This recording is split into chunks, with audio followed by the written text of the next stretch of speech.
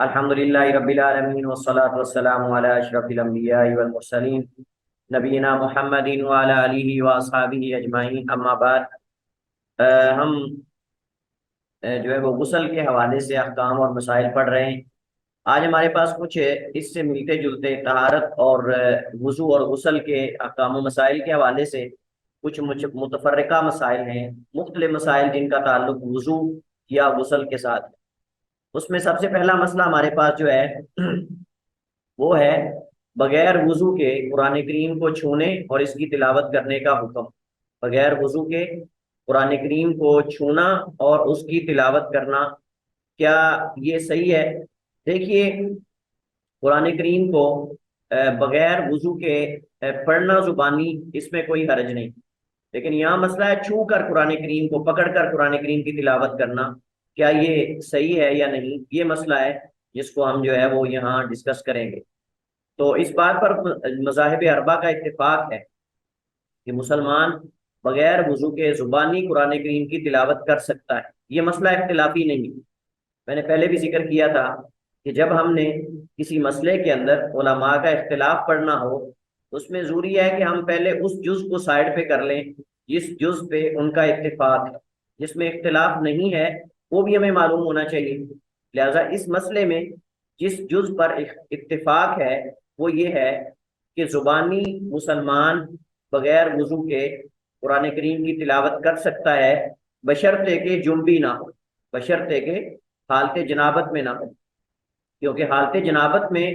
ہونے کے بعد قرآن کریم کی تلاوت کرنا یا نہ کرنا یہ مسئلہ مختلف ہے جو انشاءاللہ آگے آئے گا۔ لیکن یہاں ہم بات کر رہے ہیں کہ جب انسان کو حدث اصغر لاحق ہو جائے، اس کا وضو ٹوٹ جائے، تو کیا بغیر وضو کے وہ قرآن کریم کو چھو کر پڑھ سکتا ہے کہ نہیں؟ تو زبانی پڑھنے میں کوئی اختلاف نہیں جواز میں، کہ زبانی قرآن کریم کو پڑھا جا سکتا ہے جب انسان کا وضو نہ ہو، کیونکہ رسول کریم صلی اللہ علیہ وسلم کے بارے میں آتا ہے کان النبی صلی اللہ علیہ وسلم یذکر اللہ علی کل احیانہ، اللہ کے نبی علیہ الصلوۃ والسلام ہر حال میں اللہ کا ذکر کرتے تھے، اور قرآن بھی ذکر کی اقسام میں سے ایک قسم ہے، قرآن کریم بھی ذکر کی اقسام میں سے ایک قسم ہے۔ لہذا اللہ کے نبی علیہ الصلوۃ والسلام جب اللہ کا ذکر کرتے تھے تو پھر قرآن کریم بھی ذکر ہے اور یہ بھی پڑھا جا سکتا ہے۔ اس پر بھی مذاہب اربعہ کا اتفاق ہے کہ بغیر وضو کے نہ قرآن کریم کو چھوا جا سکتا ہے اور نہ ہی ہاتھ میں پکڑ کر اس کی تلاوت کی جا سکتی، اور نہ ہی قرآن کریم کو پکڑ کر اس کی تلاوت کی جا سکتی ہے۔ ہم یہاں مذاہب اربعہ کی بات کر رہے ہیں، چاروں مذاہب کی بات کر رہے ہیں کہ چاروں مذاہب میں ہی قرآن کریم کو جو ہے وہ بغیر وضو کے چھونا اور بغیر وضو کے پکڑنا، یہ جو ہے وہ اس کی تلاوت کرنا یہ درست نہیں ہے۔ یہی فتویٰ شیخ الاسلام ابن تیمیہ رحمہ اللہ تعالیٰ کا ہے، اور اس کی دلیل یہ ہے، اللہ تعالیٰ کا فرمان ہے لا یمسہ الا المطہرون، لا یمسہ الا المطہرون، نہیں چھوتے اسے مگر پاک لوگ، لا یمسہ نہیں چھوتے اسے مگر پاک لوگ۔ اور حدیث میں ہے ان فی الکتاب الذی کتبہ رسول اللہ صلی اللہ علیہ وسلم لعمر بن حزم، بے شک وہ خط جو اللہ کے نبی علیہ الصلوۃ والسلام نے عمر بن حزم کو لکھا تھا، اس خط میں یہ لکھا ہوا تھا کہ اللہ یمس القرآن الا طاہر، اللہ یمس القرآن الا طاہر، کہ نہ چھوئے قرآن کو مگر وہی جو پاک ہو، جو طاہر ہو۔ یہ حدیث جو ہے موطا امام مالک میں، امام مالک رحمہ اللہ تعالیٰ نے کتاب الصلاۃ میں اس کو جو ہے وہ نقل کیا ہے، روایت کیا ہے، اگرچہ اس کی سند جو ہے وہ مرسل ہے، اگرچہ اس کی سند جو ہے وہ مرسل ہے، لیکن اس کا حکم مرفوع والا ہے، لیکن اس کا حکم مرفوع، تو یہ سند کے اعتبار سے مرسل ہے اور حکم کے اعتبار سے مرفوع ہے۔ کیوں؟ کیونکہ اس کی قبولیت پر امت کا اتفاق ہے، اس کی قبولیت پر امت کا اتفاق، یعنی اس خط پر امت نے جو ہے وہ اتفاق کیا ہے کہ یہ خط اللہ کے نبی علیہ الصلوۃ والسلام کا ہی تھا، اگرچہ اس کے پہنچنے کا ذریعہ جو ہے وہ مرسل ہے۔ مطلب یہ ہے کہ اللہ کے نبی علیہ الصلوۃ والسلام سے ڈائریکٹ جو ہے وہ جنہوں نے یہ روایت بیان کی ہے انہوں نے اللہ کے نبی سے ڈائریکٹ یہ حدیث نہیں سنی، بلکہ خط ان کے پاس آیا تھا، اس خط سے جو ہے وہ انہوں نے آگے امت تک جو ہے وہ اس پیغام کو یا اس خط کو جو ہے اس حدیث کو آگے پہنچایا ہے۔ تو صورت اس کی مرسل کی ہے، لیکن جو ہے وہ حکم اس کا مرفوع کا ہے، اور اس کا مرسل ہونا اس کی صحت پر اثر انداز نہیں ہوتا، اس وجہ سے کیونکہ امت نے اسے قبول کیا ہے اور اس پر عمل ہے امت کا۔ تو بہرحال یہ حدیث کے جو الفاظ ہیں، اللہ یمس القرآن الا طاہر، کہ نہ چھوئے قرآن کو مگر پاک۔ اب یہاں مسئلہ یہ ہے کہ یہ تو مذاہب اربعہ میں ہے، لیکن اس کے علاوہ بعض دیگر مذاہب میں، جیسا کہ بعض اہل ظاہر ہیں اور بعض دیگر علماء ہیں، ان کے ہاں وضو کے بغیر بھی قرآن کریم کو چھوا جا سکتا ہے، اور قرآن کریم کی تلاوت جو ہے وہ چھو کر کی جا سکتی ہے۔ اب صاف ظاہر ہے کہ ان کے بھی دلائل ہوں گے، اور ان کے پاس بھی دلیل ہے اس بات کی کہ جو کہتے ہیں کہ قرآن کریم کو بغیر وضو کے چھو کر تلاوت کر سکتے ہیں۔ یہی دلائل ان کے ہیں، یہی دلائل ان کے ہیں۔ لا یمسہ الا المطہرون، وہ کہتے ہیں اس سے مراد فرشتے ہیں، اس سے مراد فرشتے ہیں، کہ لوہے محفوظ کا ذکر ہو رہا ہے کہ اسے جو ہے وہ، یعنی فرشتے جو ہیں وہ، مطلب یہ کہ اس سے لے کر آتے ہیں اور پھر وہ نبی علیہ الصلوۃ والسلام کو جو ہے وہ عطا کرتے ہیں۔ بہرحال بعد اس سے مراد لوہے محفوظ یعنی فرشتے لیتے ہیں، لا یمسہ الا المطہرون، فرشتے مراد لیتے ہیں، اور بعد اس سے مراد لیتے ہیں کہ مومن جو ہے مسلمان وہ مراد ہے، نہ کہ کافر، یعنی کافر اسے نہیں چھو سکتے، مومن مسلمان جو ہے وہ اسے چھوتے ہیں۔ لا یمسہ الا المطہرون، نہیں چھوتے اسے مگر پاک لوگ، یعنی اہل ایمان، پاک لوگ یعنی اہل ایمان مراد ہیں، نہ کہ اہل کفر۔ اور اس کی انہوں نے دلیل حضرت ابو ہریرہ رضی اللہ تعالیٰ عنہ کی حدیث سے دی ہے، کہ جس میں حضرت ابو ہریرہ رضی اللہ تعالیٰ عنہ فرماتے ہیں کہ میں مدینہ کی گلیوں میں، ایک گلی میں اللہ کے نبی علیہ الصلوۃ والسلام کے ساتھ چل رہا تھا، تو مجھے جنابت لاحق ہو گئی تھی، تو میں اچانک جو ہے یعنی غسل نہیں کیا تھا، یہ بھول گیا یا جو بھی ہے، تو اللہ کے نبی علیہ السلام کے ساتھ چل رہے تھے، تو اچانک یاد آیا کہ میں نے تو غسل کرنا ہے، اور مناسب نہ سمجھا کہ اللہ کے نبی علیہ السلام کے ساتھ جو ہے وہ اس حال میں گفتگو کریں۔ حضرت ابو ہریرہ اچانک جو ہے وہ کھسکے اور کھسک کر نکل گئے، تو نبی علیہ الصلوۃ والسلام نے دیکھا ابو ہریرہ تو ہے ہی نہیں، تو اچانک ابو ہریرہ رضی اللہ تعالیٰ جب واپس آئے تو آپ نے پوچھا کہ ابو ہریرہ کیا ہوا تمہیں؟ فرمانے لگے اللہ کے رسول انی کنت جنبا، میں جنبی تھا، تو میں نے پسند نہیں کیا کہ میں آپ سے اس حال میں گفتگو کروں یا آپ کے ساتھ چلوں، تو اس وجہ سے میں غسل، تو اللہ کے نبی صلی اللہ علیہ وسلم ان المؤمن لا ینجس، کے بے شک جو مومن ہے وہ نجس نہیں ہوتا،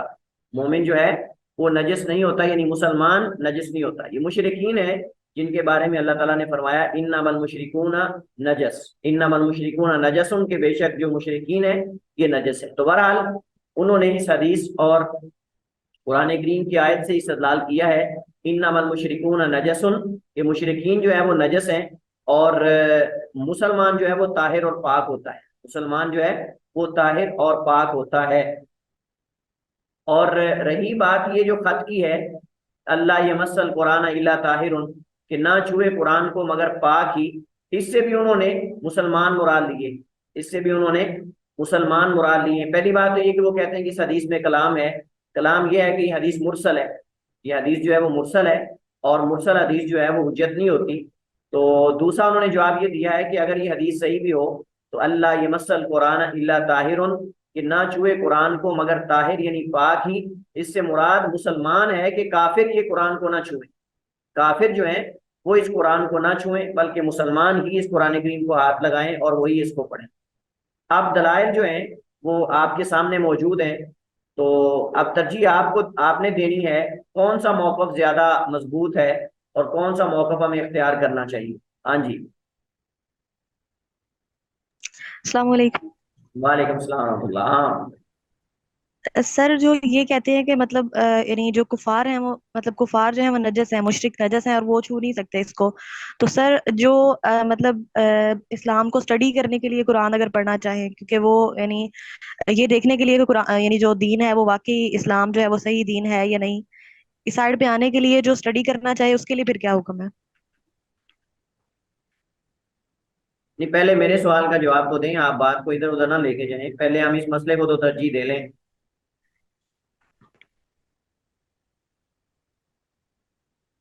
ہاں،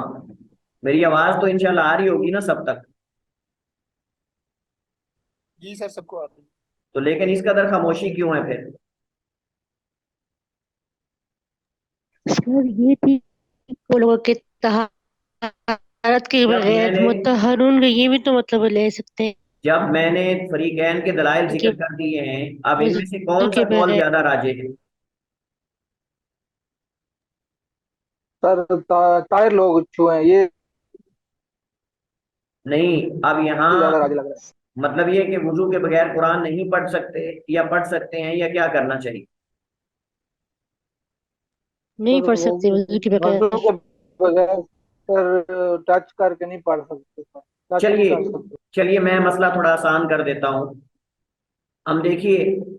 ہم یہ کہتے ہیں کہ قرآن کریم کی تلاوت کرنا عبادت ہے کہ نہیں؟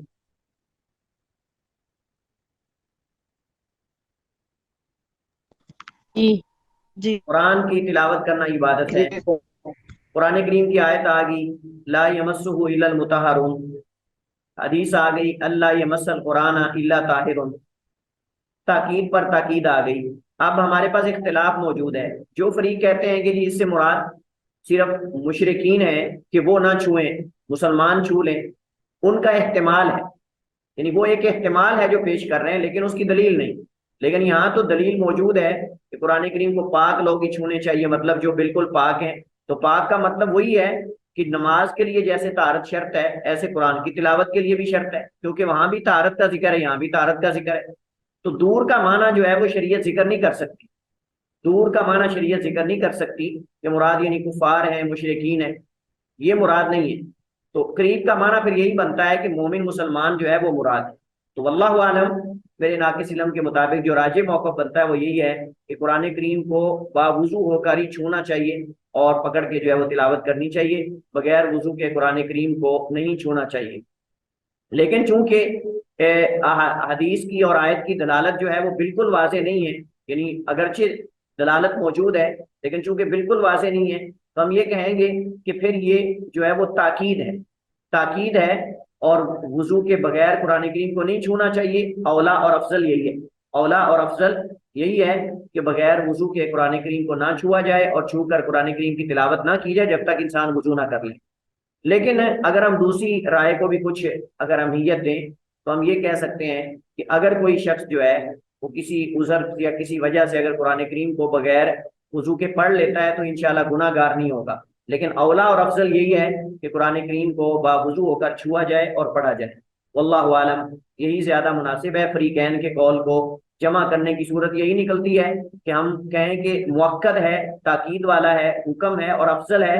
کہ قرآن کریم کو بغیر وضو کے نہ چھوا جائے. لیکن اگر کوئی عذر ہو تو انسان جو ہے وہ بغیر جو ہے وہ وضو کے بھی چھو سکتا ہے. اسے قرآن کریم کو اٹھا کے رکھنا ہے یا قرآن کریم کو کسی کو پکڑانا ہے یا مطلب اس طرح کی صورت ہے تو پھر کوئی حرج نہیں. لیکن باقاعدہ عبادت سمجھ کر اگر قرآن کریم کو تلاوت کے لیے پڑھنا ہے اور بیٹھنا ہے آپ نے باقاعدہ اہتمام کر کے، اس کے لیے ہم کہیں گے کہ لازم ہے کہ انسان وضو کرے اور باوضو ہو کر قرآن کریم کو یعنی یہ عبادت کرے. ہمارے پاس جو سوال آیا ہے وہ سوال یہ ہے کہ جی کیا کفار کو قرآن کریم بطور مطالعہ کے دے سکتے ہیں، بطور تفسیر، یعنی کہ وہ اس کا مطالعہ کریں؟ تو دیکھیے نبی کریم علیہ الصلوۃ والسلام نے مصحف یعنی قرآن کریم کو کفار کی سرزمین میں ساتھ لے جانے سے منع کیا ہے. اللہ کے نبی علیہ الصلوۃ والسلام نے کفار کی سرزمین میں قرآن کریم کو ساتھ لے جانے سے منع کیا ہے. اس کی کئی ایک وجوہات ہیں، ان میں سے ایک یہ ہے کہ قرآن کریم کی توہین نہ کریں، قرآن کریم کی توہین نہ کریں. اور دوسری وجہ یہ ہے کہ وہ قرآن کریم جو ہے اس کو ہاتھ نہ لگائیں، یہ بھی دوسری وجہ ہے. اور بھی اس کے علاوہ کئی ایک وجوہات علماء نے ذکر کی ہے. اب جو بندہ آپ سے قرآن کریم کا نسخہ مانگ رہا ہے، دو حال سے خالی نہیں کہ آپ اسے جانتے ہیں یا نہیں جانتے. اگر آپ اسے جانتے ہیں اور آپ کو یقین ہے کہ وہ قرآن کریم کا اگر مطالعہ کرتا ہے تو اسے فائدہ ہوگا اور ہدایت پہ آ جائے گا، یا کم از کم یہ ہے کہ اس کی شر کم ہو جائے گی، اور مطلب یہ ہے کہ وہ مسلمانوں سے مانوس ہو جائے گا، اسلام سے، تو اس کو قرآن کریم کی تفسیر دی جا سکتی ہے. خالی قرآن کریم محض یعنی مصحف قرآن کریم کا نہیں دیا جا سکتا. آپ جانتے ہیں قرآن کریم جو ہے وہ تفسیر کے ساتھ ہوتے ہیں، ترجمے کے ساتھ ہوتے ہیں دیگر زبانوں میں، اور قرآن کریم تلاوت کے لیے بغیر ترجمے اور تفسیر کے بھی ہوتے ہیں. تو جو قرآن کریم محض تلاوت کے لیے مصحف ہے قرآن کریم کا، جو مصحف کے حکم میں ہے قرآن کریم، یعنی اس کے اندر صرف تلاوت کی جاتی ہے، اس کے اندر تفسیر نہیں ہے، اس کے اندر تشریح نہیں ہے، اس کے اندر ترجمہ نہیں ہے، وہ قرآن کریم کفار کو نہیں دیا جا سکتا۔ قرآن کریم کو بطور مطالعہ کے اس کی کوئی تفسیر دینی چاہیے، اس کی کوئی تفسیر دینی چاہیے، اس کا ترجمہ دینا چاہیے کسی دوسری زبان میں، وہ دینے میں کوئی حرج نہیں، وہ بھی ایسے شخص کو کہ جس سے یہ ڈر نہ ہو کہ وہ قرآن کریم کی توہین کرے گا، جس سے یہ ڈر نہ ہو یا خدشہ نہ ہو کہ وہ قرآن کریم کی توہین کرے گا۔ اگر کسی کافر کے بارے میں یہ خدشہ ہے کہ اگر اس کو قرآن کریم دیا گیا تو قرآن کریم کی توہین کرے گا یا مطلب اس طرح کی کوئی بات ہے، تو پھر نہیں اسے دینا چاہیے، کیونکہ نبی علیہ الصلوۃ والسلام نے کفار کی سرزمین میں قرآن کریم اور مصحف کو لے جانے سے منع کیا ہے تاکہ وہ اس کی توہین نہ کر سکیں یا پھر اس کو چھوئیں نہ، ان کے ہاتھوں تک یہ قرآن کریم نہ پہنچ سکے وغیرہ وغیرہ، واللہ عالم۔ دوسری بات یہ ہے کہ یہ چونکہ قرآن کریم کی تلاوت کے لیے حکم دیا گیا ہے، اور تلاوت قرآن کریم کی جو ہے وہ عبادت ہے، تو کافر اگر اس کو عبادت سمجھ کے کرے گا بھی تو اس کی عبادت قبول نہیں ہوگی۔ اس مناسبت سے بھی قرآن کریم جو ہے وہ ترجمہ اگر ہو، تفسیر ہو، اور اس سے فائدہ بھی متوقع ہو تو پھر دینے میں کوئی حرج نہیں انشاءاللہ۔ اس کے بعد ہمارے پاس دوسرا مسئلہ ہے کہ کیا قرآن کریم سے دیکھ کر بغیر وضو کے قرآن کریم کی تلاوت کی جا سکتی ہے یا نہیں؟ تو اس کا جواب یہ ہے کہ چونکہ یہ مسئلہ نیا ہے، قدیم زمانے میں تو موبائل نہیں تھے، تو لہٰذا نئے علماء کی جو رائے ہے، جو معاصر علماء ہیں ان کی آراء کو ہی ہم دیکھیں گے۔ اس میں جو معاصر علماء ہیں، ہمارے عصر حاضر کے علماء، ان میں بہت سارے علماء کا فتویٰ یہ ہے کہ قرآن کریم موبائلز وغیرہ سے بغیر وضو کے پڑھا جا سکتا ہے۔ قرآن کریم موبائلز وغیرہ سے بغیر وضو کے پڑھا جا سکتا ہے، یعنی آپ اس کو موبائل کو کھول کے ایپ وغیرہ آپ اس سے قرآن کریم کی تلاوت کر سکتے ہیں، کیونکہ یہ مصحف کے حکم میں نہیں ہے۔ بعض علماء نے کہا کہ جب اس پر قرآن کریم کی کوئی ایپ آپ کھولتے ہیں اور تلاوت یعنی حروف آ رہے ہیں، اس کے اوپر آیات آ رہی ہیں، تب وہ قرآن کے حکم میں ہے، اور جب اس کو بند کر دیں گے تب وہ قرآن کے حکم سے خارج ہو جائے گا۔ تو بہرحال ہم یہ کہیں گے کہ قرآن کریم کی تلاوت چونکہ ایک عبادت ہے، تو عبادت کے لیے ادب یہ ہے کہ وضو کر کے ہی قرآن کریم کو پڑھا جائے اور اس عبادت کو جو ہے وہ ادا کیا جائے۔ باقی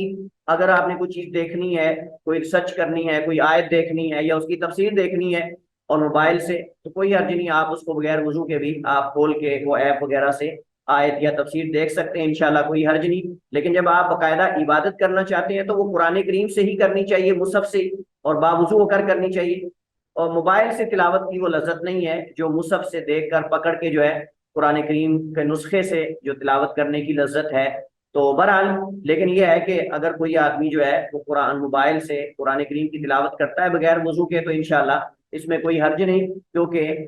جو ہے وہ یہ قرآن کے حکم میں نہیں ہے، یہ مصحف کے حکم میں نہیں ہے۔ تیسرا مسئلہ یہ ہے کہ جنبی کے قرآن پڑھنے کا حکم،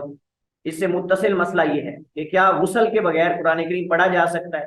آپ جانتے ہیں کہ پہلا حدث اصغر ہے اور یہ حدث اکبر ہے، اور حدث اصغر اور حدث اکبر میں بہت زیادہ فرق ہے۔ تو جنبی حالت میں، حالت جنابت میں کیا قرآن پڑھنا جائز ہے کہ نہیں؟ تو اس بارے میں جو ہے وہ علماء کی مختلف آراء ہیں، لیکن ہم پہلے تو اتفاقی مسئلہ اخذ کر لیں، اس میں جس جز پر اتفاق ہے وہ کیا ہے اور جس میں اختلاف ہے وہ کیا ہے۔ تو تمام فقہاء کا اس مسئلے پر اتفاق ہے کہ جنبی قرآن کریم کو ہاتھ نہیں لگا سکتا، اس میں کسی کا کوئی اختلاف نہیں، قرآن کریم کو جنبی آدمی ہاتھ نہیں لگا سکتا، لیکن اختلاف اس میں ہے کہ کیا اس کی تلاوت کر سکتا ہے کہ نہیں۔ پچھلے مسئلے میں تھا کہ قرآن کریم کی تلاوت تو کر سکتا ہے بغیر وضو کے،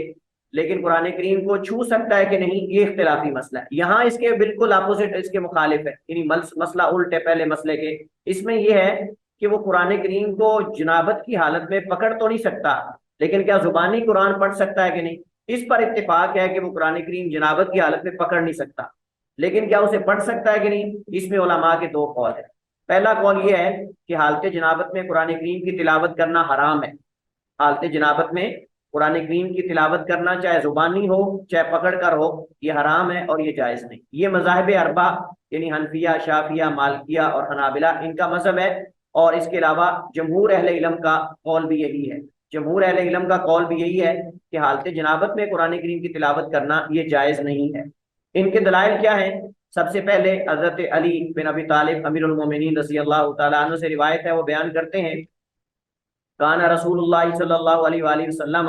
याति الخلاء فيقضي الحاجة ثم يخرج فيأكل معنا الخبز واللحم ويقرأ القرآن ولا يحجبه وربما قال لا يحجزه عن القرآن شيء۔ حضرت علی فرماتے ہیں کہ اللہ کے نبی علیہ الصلوۃ والسلام بیات الخلاء بیت الخلاء میں آتے تھے، فیقضی الحاجۃ قضائے حاجت فرماتے تھے، لا یخرج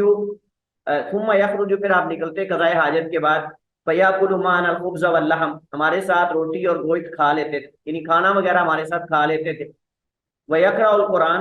اور قرآن بھی پڑھ لیتے تھے، ولا یحجبہ اور نہیں آپ کو روکتی تھی کوئی چیز، وربما قال یا یہ کہا کہ لا یحجزہ نہیں حاجز اور رکاوٹ بنتی تھی اللہ کے نبی علیہ الصلوۃ والسلام اور قرآن کے درمیان، یعنی تلاوت کے درمیان کوئی چیز سوائے جنابت کے، یعنی جنابت کے علاوہ کوئی چیز اللہ کے نبی علیہ الصلوۃ والسلام کو قرآن کی تلاوت سے نہیں روکتی، مطلب آپ صلی اللہ علیہ وسلم زبانی قرآن پڑھ لیتے تھے، یہ حدیث کا مفہوم ہے۔ اور یہ پیچھے ہم مسئلہ یہ کلیئر کر کے آ چکے ہیں کہ زبانی قرآن کریم بغیر وضو کے پڑھا جا سکتا ہے، لیکن جنابت کے اندر زبانی بھی قرآن کریم نہیں پڑھا جا سکتا۔ اس حدیث کا معنی یہ ہے کہ اللہ کے نبی علیہ الصلوۃ والسلام کو قرآن کی تلاوت سے کوئی چیز نہیں روکتی تھی سوائے جنابت کے۔ اسے امام ابو داود نے،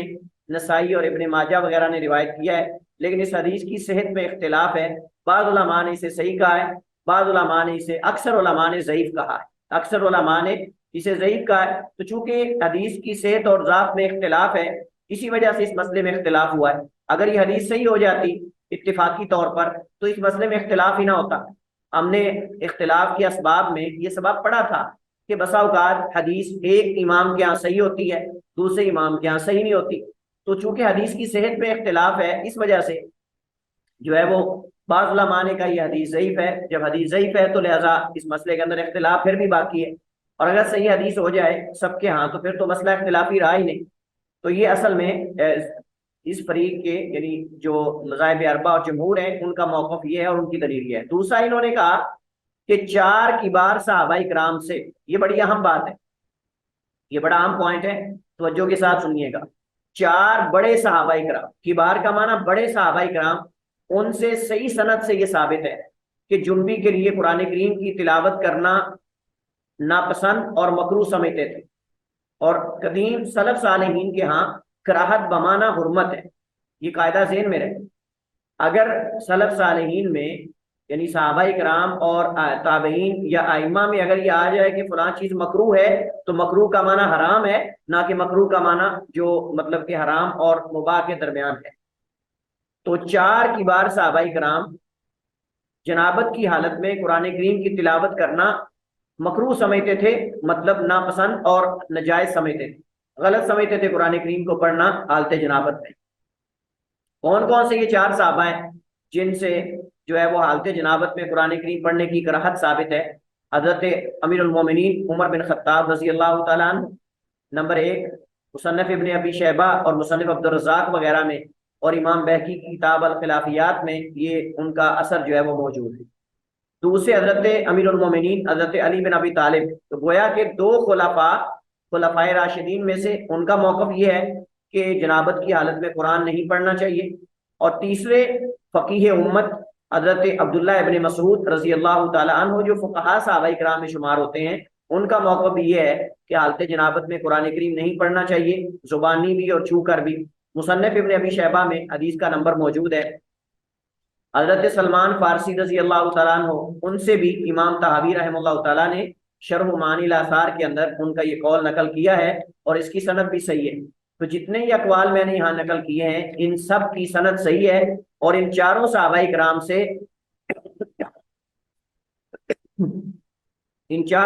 کرام سے جو ہے وہ حالت جنابت میں قرآن کی تلاوت کرنے کی کراہت یا حرمت جو ہے وہ مروی ہے، اور یہ اس کو ناجائز سمجھتے تھے۔ امام ابو الحسن الماوردی فرماتے ہیں حالت جنابت میں قرآن پڑھنے کی حرمت کا حکم صحابہ کرام کے ہاں معروف تھا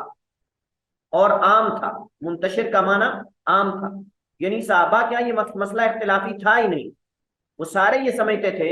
اور وہ جانتے تھے کہ قرآن کریم کو حالت جنابت میں پڑھنا جائز نہیں ہے۔ یہ امام ماوردی جو ہیں انہوں نے یہ مطلب قول نقل کیا ہے، وہ کہتے ہیں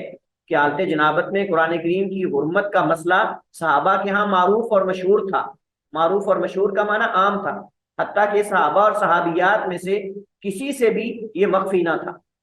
یعنی سارے جانتے تھے کہ قرآن حالت جنابت میں نہیں پڑھا جا سکتا، قرآن حالت جنابت میں نہیں پڑھا جا سکتا۔ بہرحال یہ ان کا موقف جو ہے وہ ایک وزن رکھتا ہے، کیونکہ جیسے ہم نے 4 کی بار صحابہ کرام کا قول پڑھا، تو یقیناً باقی صحابہ کرام کا بھی جو ہے وہ رجحان اور میلان اور ان کا موقف بھی یہی ہوگا، ان کا موقف بھی یہی ہوگا۔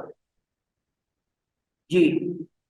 اس کے بعد ہمارے پاس دوسرا قول ہے، دوسرا قول یہ ہے کہ جنبی کے لیے قرآن کریم کی تلاوت کرنا جائز ہے، جنبی کے لیے قرآن کریم کی تلاوت کرنا جائز ہے۔ یہ کن کا موقف ہے؟ یہ اہل ظاہر کا مذہب ہے، بعض سلف کا قول ہے، امام بخاری، امام طبری اور شوکانی نے بھی اسی موقف کو اختیار کیا ہے، امام بخاری، امام طبری اور امام شوکانی وغیرہ نے بھی اسی موقف کو اختیار کیا۔ ان کے دلائل کیا ہیں؟ ان کی دلیل ایک تو عام ہے، حضرت عائشہ رضی اللہ تعالیٰ عنہ کی حدیث ہے جس میں وہ فرماتی ہیں، ہم نے شروع میں پڑھی تھی، جس میں وہ فرماتی ہیں کان النبی صلی اللہ علیہ وسلم، تھے اللہ کے نبی علیہ السلام، یذکر اللہ، اللہ کا ذکر کرتے تھے، علی کل احیانہ،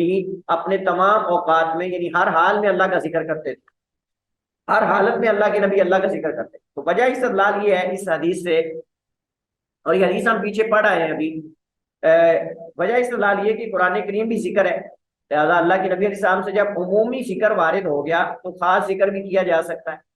قرآن کریم بھی کیا جا سکتا ہے، یعنی اس کی بھی تلاوت ہو سکتی ہے جب وہ ذکر ہے۔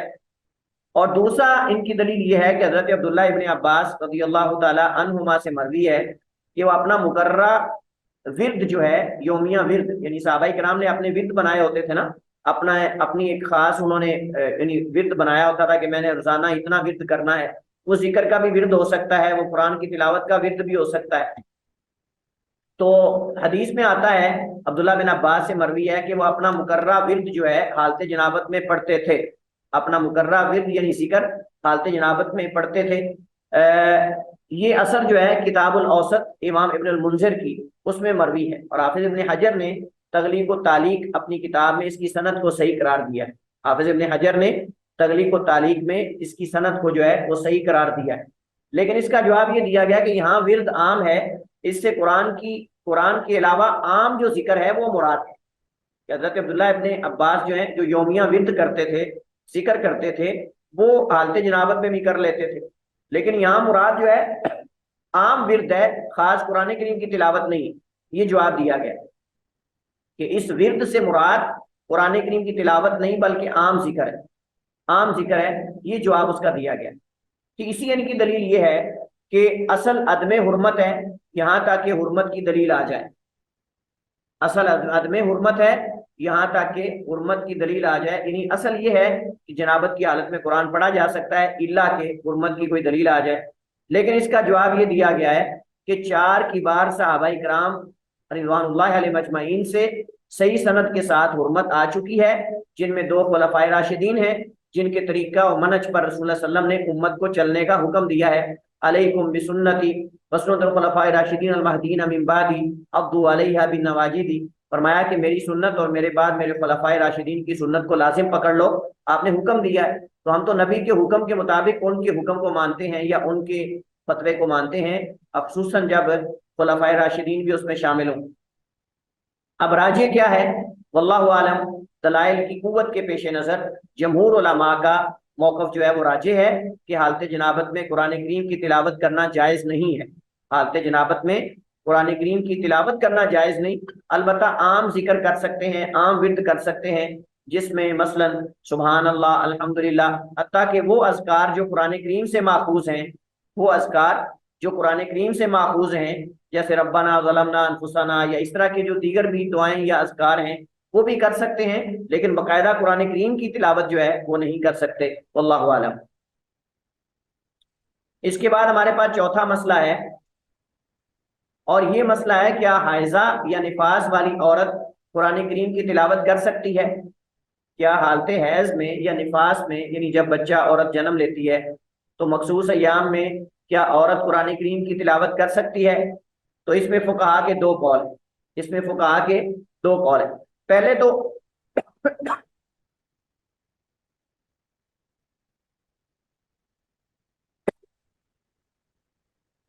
پہلی بات تو یہ ہے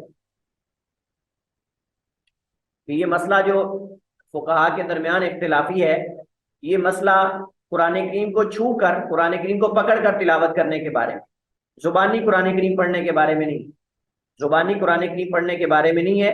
آگے ہم یہ مسئلہ ذکر کریں گے کہ پھر جنابت کے اندر آپ نے کیوں روکا ہے،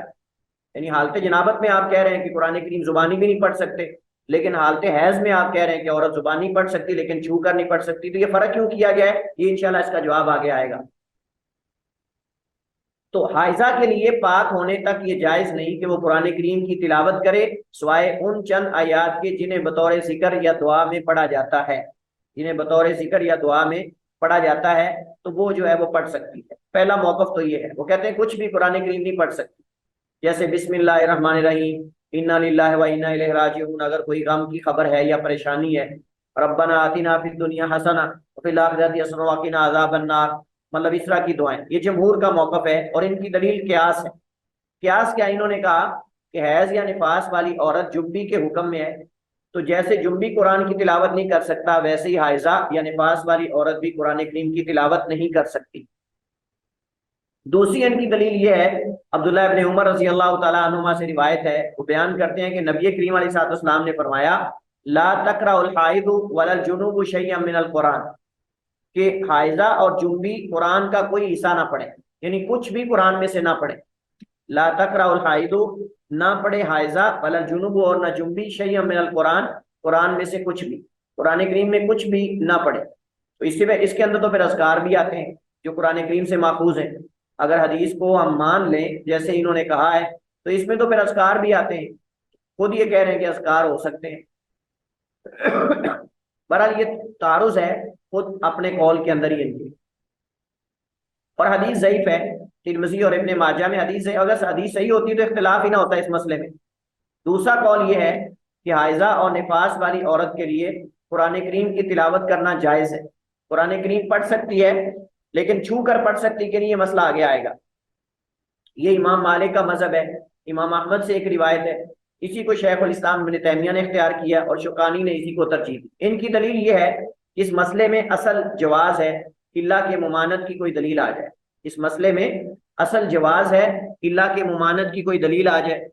کوئی صحیح دلیل جو ہے وہ آ جائے۔ تو اس مسئلے میں ہمارے سامنے کوئی ایسی صحیح دلیل نہیں ہے جس سے پتہ چلتا ہو کہ حائضہ قرآن کی تلاوت نہیں کر سکتی، جس سے پتہ چلتا ہو کہ حائضہ قرآن کی تلاوت نہیں کر سکتی۔ شیخ الاسلام ابن تیمیہ رحمہ اللہ تعالیٰ فرماتے ہیں حائضہ کو قرأت سے روکنے میں صحیح اور صریح اور صحیح نصوص کہیں بھی نہیں، کہتے ہیں کہ احتمالات ہیں سارے لیکن صریح اور واضح صحیح کوئی نص بھی نہیں۔ اور اسی طرح رسول کریم علیہ السلام کے عہد رسالت میں عورتوں کو یہ بیماری لاحق ہوتی تھی، یعنی کیا نبی علیہ السلام کے زمانے میں عورتوں کو حیض نہیں آتا تھا، لیکن نبی علیہ السلام نے انہیں قرآن کریم کی قرأت سے بالکل بھی منع نہیں کیا۔ اگر یہ مسئلہ جو ہے وہ اہم ہوتا اور مطلب یہ حرام ہوتا یا ناجائز ہوتا تو اللہ کے نبی علیہ السلام جہاں آپ نے فرمایا کہ حائضہ نماز نہیں پڑھے گی، حائضہ روزہ نہیں رکھے گی، تو وہاں آپ یہ بھی کہہ دیتے کہ حائضہ قرآن بھی نہیں پڑھے گی۔ جیسے اللہ کے نبی علیہ السلام نے انہیں ذکر اور دعا سے منع نہیں فرمایا، اللہ کے نبی صلی اللہ علیہ وسلم نے ذکر اور دعا سے منع نہیں کیا تو پھر قرآن کی تلاوت سے کہاں منع کیا ہے؟ یہ ابن تیمیہ رحمہ اللہ تعالیٰ کی دلیل ہے، انہوں نے یہ دلیل دی۔ دوسرا انہوں نے کہا کہ اللہ تعالیٰ نے قرآن کریم کی تلاوت کا حکم دیا ہے اور تلاوت کرنے والے کے لیے بہت زیادہ ثواب اور اجر عظیم کا وعدہ کیا ہے، اس لیے اس سے کسی کو بھی نہیں روکا جا سکتا سوائے اس کے جس کے حق میں روکنے کی دلیل ثابت ہو جائے، اور یہاں عورت کو تلاوت سے روکنے کی کوئی دلیل نہیں۔ تیسرا یہ ہے کہ حائضہ کو جنبی پر قیاس کرنا درست نہیں ہے، حائضہ کو جنبی پر قیاس کرنا درست نہیں ہے کیونکہ جنبی کے اختیار میں ہے کہ وہ جب چاہے اس معنی کو غسل کے ذریعے دور کر لے، یعنی آدمی اگر جنابت لاحق ہوگی ہے تو آدمی چاہے تو چند منٹوں میں غسل کر لے۔ کیا آدمی اپنے آپ سے جنابت ظاہر کر سکتا ہے کہ نہیں؟ ہاں جی جی سر۔ جی لیکن کیا حائضہ اپنے ایام ختم ہونے سے پہلے پاک ہو سکتی ہے؟ نہیں نہیں سر۔ اس کے اختیار میں ہی نہیں۔ جنبی آدمی کے اختیار میں ہے کہ وہ جب چاہے غسل کر لے، بلکہ اس کو لیٹ ہی نہیں کرنا چاہیے، لیکن عورت بیچاری جب تک اس کا خون آ رہا ہے، مینسز آ رہے ہیں، وہ مینسز کے پیریڈ ختم ہونے سے پہلے تو غسل ہی نہیں کر سکتی، اگر کرے گی بھی تو وہ خون تو رک نہیں رہا، اس میں نماز نہیں پڑھ سکتی، روزہ نہیں رکھ سکتی، کچھ بھی نہیں کر سکتی، تو پھر غسل کرنے کا کیا فائدہ اس کو، اس نیت سے کہ میں سے عبادت کروں گی۔ لہذا عورت کا پیریڈ جو ہے وہ لمبا ہے، حائضہ کا، نفاس والی عورت کا پیریڈ لمبا ہے، جبکہ جنبی کا پیریڈ وہ ہے ہی نہیں، جو انسان کو جنابت لاحق ہو اگر انسان فوراً غسل کرنا چاہے تو کر سکتا ہے، اس میں شریعت نے تو روکا ہی نہیں، بلکہ اگر نماز کا وقت ہے تو اس کو چاہیے کہ فوراً وہ اگر سویا ہوا احتلام ہو گیا ہے اٹھے، فوراً جا کے پہلے غسل کرے اور نماز پڑھے، نہ کہ وہ اس کو کہے کہ ٹھیک ہے جی اب چونکہ مخصوص ایام میں عورت 7 دن یا 6 دن یا گزارتی، میں بھی اب 6 دن گزاروں، اس طرح تو وہ بھی اس پہ قیاس کر سکتا ہے۔ پھر مسئلہ دونوں کا مختلف ہے، یہاں مسئلہ جنابت عارضی ہے، جو ہی غسل کرے گا اس کے اختیار میں ہے غسل کر لے، لیکن حائضہ عورت جو ہے اس کی یہ جو یعنی یہ جو نجاست ہے یا یہ جو اس کے ایام ہیں یہ اس کے اختیار میں نہیں ہے، جب تک اس کا پیریڈ ختم نہیں ہو جائے گا تب تک وہ پاک ہو سکتی ہی نہیں، اس کے اختیار میں نہیں ہے، لہٰذا اس صورت میں قیاس درست نہیں۔ اس کی وجہ یہ ہے کہ حیض اور نفاس کی مدت لمبی ہوتی ہے، لہذا شریعت کے حکم میں آسانی آ جائے گی، شریعت کے حکم میں آسانی آ جائے گی کیونکہ اس کا پیریڈ لمبا ہے، تو اس میں مزید اضافے کا بھی امکان ہوتا ہے، بسا اوقات 6 دن اگر عورت کی عام عادت ہے تو وہ 10 دن تک بھی چلا جاتا ہے، 8 دن تک بھی چلا جاتا ہے۔ اب جس عورت کو ماننا 10 دن جو ہے وہ مینسز آئیں گے، اس کو ہم کہیں کہ تم قرآن نہ پڑھو، قرآن نہیں پڑھ سکتی، اور اس کی عادت ہے قرآن پڑھنا، اس کا ورد ہے یومیہ، وہ ورد کرتی ہے، شروع سے پڑھتی آ رہی ہے، اس کی عادت اپنی بنائی ہوئی اس نے، 2 پارے پڑھنا، دو پارے پڑھنا، 1 پارہ پڑھنا، یا اس طرح کر کے ہم اس کو روک نہیں سکتے کیونکہ اس کی عادت ہے، اور ہر مہینے اگر اس طرح کرے گی تو وہ بہت زیادہ مطلب کہ اجر و ثواب سے، اور منزل اگر اس کو حافظہ ہے تو بھول جائے گی، کئی مسائل ہیں۔ حائضہ یا نفاس والی کو قرآن کریم کی تلاوت سے روکنے میں اسے قرات اور قرآن کو سیکھنے سکھانے سے محروم کرنا ہے، بسا اوقات یہ ترک تلاوت قرآن بھولنے کا بھی سبب بن سکتا ہے، یعنی اگر قرآن کریم کی تلاوت کو چھوڑ دے گی تو قرآن بھول جائے گی اگر حافظہ ہے، یہ بھی مسئلہ ہے، لہذا یہ ساری صورتحال کو سامنے رکھتے ہوئے اس حکم کے اندر جنبی والا حکم دینا اس کو یہ صحیح نہیں۔ تو راجح یہ ہے کسی شرعی عذر کی بنا پر زبانی قرآن کریم کی تلاوت کر سکتی ہے بصورت دیگر نہیں، مثلا شرعی عذر سے مراد یہ ہے کہ وہ حافظہ ہو اور قرآن کریم بھولنے کا خدشہ ہو، یا پھر چند قرآنی آیات کا صبح و شام ورد کرنا اس کی عادت میں ہو، یا پھر وہ معلمہ یا متعلمہ ہو اور اسے دوران تدریس چند آیات پڑھانے یا سنانے کی ضرورت ہو، وغیرہ وغیرہ۔ بعض علماء نے فرمایا ہے کہ ان شرعی آزار میں قرآن کریم کو کسی حائل یا پردے سے چھو کر بھی پڑھ سکتی ہے، یعنی اگر اس نے حافظہ نہیں ہے اور اس نے تفسیر کی کلاس لینی ہے یا ترجمے کی کلاس لینی ہے، یا اس نے مطلب کہ قرآن کریم سے کوئی چیز دیکھنی ہے تو وہ گلوز وغیرہ پہن کر یا کوئی رکاوٹ کے ساتھ جو ہے کپڑے وغیرہ سے قرآن کریم کے اوراق جو ہیں ان کو پلٹ لیں، یعنی وہ اپنی حاجت و ضرورت کو پورا کر سکتی ہے، جیسا کہ علامہ ابن عثیمین رحمہ اللہ تعالیٰ نے الشرح الممتع کے اندر یہ ذکر کیا ہے۔ اس کے بعد ہمارے پاس 5واں مسئلہ ہے حائضہ کے مسجد سے گزرنے کا حکم، حائضہ کے مسجد سے گزرنے کا حکم، ایک ہے مسجد میں ٹھہرنا اور ایک ہے مسجد سے گزرنا، اور ایک ہے عذر کے ساتھ اور ایک ہے بغیر عذر کے ساتھ، یہ 3 صورتیں بن جائیں گی، یہ 3 صورتیں بن جائیں گی۔ تو پہلی صورت ہم پڑھیں گے حائضہ کے مسجد سے گزرنے کا حکم کیا ہے، تو اس پر اکثر فقہا کا اتفاق ہے کہ حائضہ ضرورت اور کسی عذر کی وجہ سے مسجد سے گزر سکتی ہے، مسجد سے گزر سکتی ہے۔ اس کی دلیل کیا ہے؟ اس کی دلیل ایک تو قیاس ہے کہ جب جنبی کے لیے بوقت ضرورت مسجد سے گزرنے کی اجازت دی گئی ہے تو حائضہ بھی گزر سکتی ہے۔ اللہ تعالیٰ قرآن کریم میں فرماتا ہے یا ایھا الذین آمنوا لا تقربوا الصلاۃ وانتم سکارى حتی تعلموا ما تقولون ولا جنبا الا عابر سبیل حتی تغتسلوا، کہ اے لوگوں جو ایمان لائے ہو نماز کے قریب نہ جاؤ اس حال میں کہ تم نشے میں، یہاں تک کہ تم جانو جو کچھ کہتے ہو، اور نہ اس حال میں کہ جنبی ہو مگر راستہ عبور کرنے والے یہاں تک کہ غسل کر لو، یعنی راستہ عبور کرنے کی غرض سے اگر آپ گزرنا چاہتے ہیں، راستہ کوئی اور نہیں متبادل، تو پھر آپ گزر سکتے ہیں، لیکن وہاں مسجد میں ٹھہرنا۔ تو انہوں نے قیاس کیا کہ جب جنبی جو ہے وہ راستہ عبور کرنے کے لیے وہاں سے گزر سکتا ہے تو حائضہ عورت بھی جو ہے وہ کسی عذر کی وجہ سے گزر سکتی ہے۔ حضرت عائشہ رضی اللہ تعالیٰ عنہ سے روایت ہے، وہ بیان کرتی ہیں کہ نبی علیہ الصلوۃ والسلام نے مجھے کہا ناولینی الخمرۃ من المسجد، کہ عائشہ مجھے مسجد سے یہ چٹائی پکڑائیں. کوئی چٹائی پڑی ہوئی تھی مسجد میں اور اللہ کے نبی علیہ السلام جو ہے وہ اعتکاف بیٹھے ہوئے تھے. تو اللہ کے نبی علیہ السلام نے فرمایا کہ عائشہ مجھے یہ چٹائی جو ہے وہ پکڑائیے مسجد سے. قالت تو کہتی ہیں فقلت تو میں نے کہا اللہ کے رسول انی حائض میں تو حائضہ ہوں. فقال تو آپ نے فرمایا ان حیضتک لیست فی یدک تمہارا حیض تمہارے ہاتھ میں نہیں ہے, تمہارا حیض تمہارے ہاتھ میں نہیں ہے. تو اس حدیث سے کیسے استدلال کیا گیا کہ مجبور یعنی کسی عذر کی وجہ سے عورت جو ہے وہ گزر سکتی ہے؟ وہ اس اعتبار سے